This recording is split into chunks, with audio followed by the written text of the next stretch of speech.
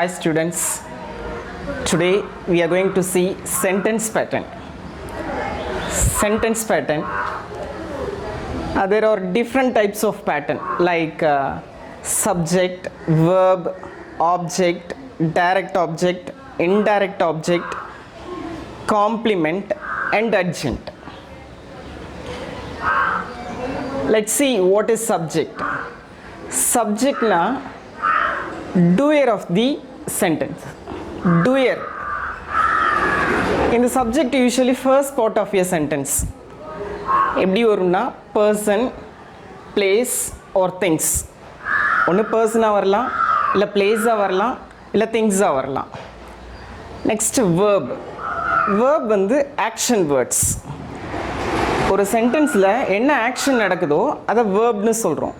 And all helping verbs. Helping verbs am, is, are, was, were, have, has, had, do, does, did, can, could, இந்த மாதிரிலாம் helping verbs எல்லாத்தையும் சொல்லலாம். Okay, இந்த சப்ஜெக்டும் வேர்பும் சென்டென்ஸில் எப்படி வருது அப்படின்னு பார்க்கலாம். ஒரு சென்டென்ஸ் இருக்குது, she sings a song. சப்ஜெக்ட்னா நான் என்ன சொல்லியிருக்கேன்னா the first part of your sentence. Maybe பர்சனாக வரலாம், பிளேஸாக வரலாம், இல்லை திங்ஸாக வரலாம். ஃபர்ஸ்ட் பார்ட் என்னவா இருக்குன்னா ஷீ. இப்போ ஷீ அப்படிங்கிறது subject. She sings a song அப்படிங்கிற சென்டென்ஸில் ஷீங்கிறது சப்ஜெக்ட். Next verb. வேர்ப்னா என்ன சொல்லியிருக்கோம்?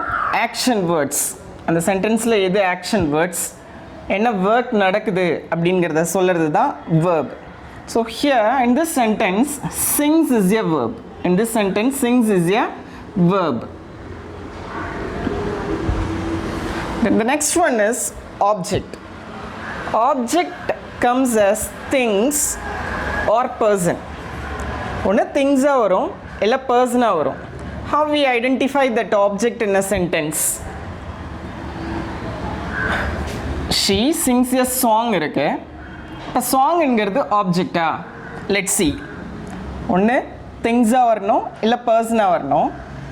After verb ask the question. After verb ask the question what or whom. What or whom, இந்த ரெண்டுத்தில் ஏதாவது ஒன்று கேட்டு பார்த்து verb ask the question.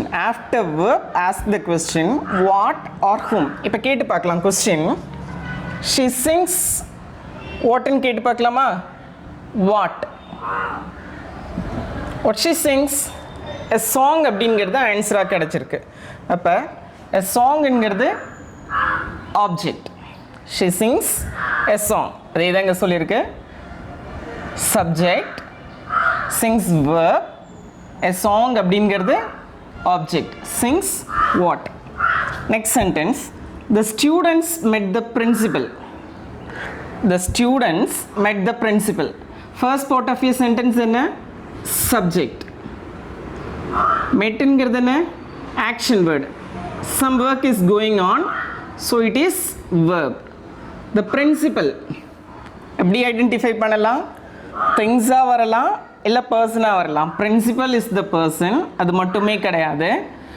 வேர்புக்கு next ஒன்று வாட் ஆர் ஹூம். இந்த ரெண்டு கொஸ்டினுக்கு ஏதாவது ஒன்றுக்கு ஆன்சராக வந்துச்சுன்னா அந்த வேர்டை நம்ம என்னன்னு சொல்லலாம்? ஆப்ஜெக்ட்னு சொல்லலாம். மெட் ஹூம் அப்படின்னு கேட்டு பார்த்தா யாரை மீட் பண்ணாங்க இந்த ஸ்டூடெண்ட்ஸ்? பிரின்சிபலை. Subject, verb, object. Okay. He bought a book. Heங்கிறது என்ன? The first part of your sentence, doer of your sentence, so it is subject. bought அப்படிங்கிறது verb, action word, so verbனு சொல்லியாச்சு. book என்ன? இங்கே பர்சனாக பார்த்தோம். book is a thing. ஒன்று திங்ஸாக வரலாம், இல்லை வேர்புக்கு அடுத்து ஒரு கொஸ்டின் கேட்டு பார்க்கலாம். he bought what. என்ன வாங்கினா? a book. he bought a book. object. next sentence, he bought a pen yesterday அப்படின்னு இருக்கு. அப்போ ஹீங்கிறது என்ன சப்ஜெக்ட், பாட்ங்கிறது என்ன verb, a pen அப்படிங்கிறது என்ன ஆப்ஜெக்ட், yesterdayங்கிறது adjunct, yesterdayங்கிறது adjunct. Let's see adjunct.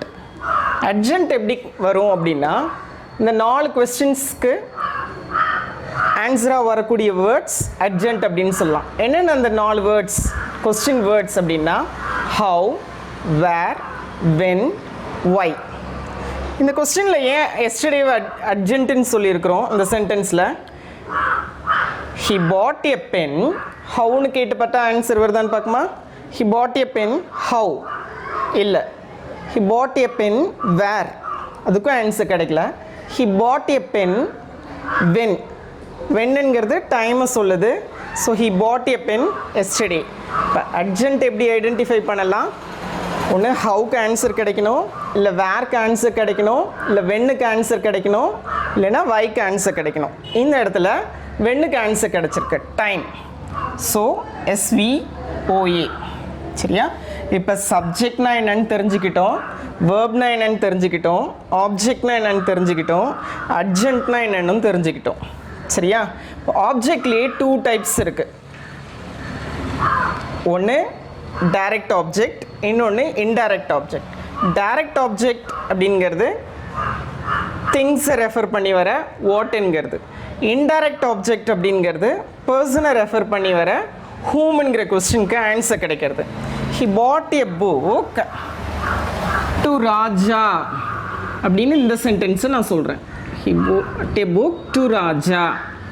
இப்போ ராஜாங்கிறதும் பர்சன் தான் ஸோ இதை நான் ஆப்ஜெக்ட்னு சொல்கிறேன். ஸோ இந்த சென்டென்ஸில் 2 ஆப்ஜெக்ட் வருது. அப்போ we have to identify which is direct object and indirect object. direct object அப்படின்னா என்னன்னு பார்க்கலாம். direct object திங்ஸை ரெஃபர் பண்ணி வர்றது. இந்த சென்டென்ஸில் எது திங்ஸ் புக்குங்கிறது things so direct object. he bought வாட்ங்கிற கொஸ்டினுக்கு ஆன்சர் கிடைச்சதுனால டைரக்ட் ஆப்ஜெக்ட். இப்போ இன்னொரு ஆப்ஜெக்ட் இருக்குல்ல அது என்னன்னு பார்க்குமா இன்டைரக்ட் ஆப்ஜெக்ட் பர்சனை ரெஃபர் பண்ணி வர்றது பர்சன் இது. நெக்ஸ்ட் ஹூமன்கிற ஆன்சருக்கு கொஸ்டின் ஆன்சர் கிடைக்கிறதுனால indirect object. Next sentence, she is a nurse. She is a nurse. First part of your sentence என்ன சொல்லியிருக்கிறோம் subject, helping verbsum வரலாம். அப்போ isங்கிறது verb and nurse this is complement. What is complement? Complementனா complete meaning கிடைக்கக்கூடியது. she is அப்படின்னு மட்டும் சொன்னால் there is no complete meaning for this sentence.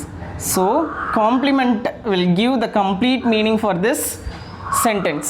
அப்போ complementனா complete meaning கொடுக்கக்கூடிய ஒரு word. இங்கே complementலேயும் 2 types இருக்கு. One is subject complement and another one is object complement. Subject complementல நிறைய words கொடுத்துருக்குறோம்.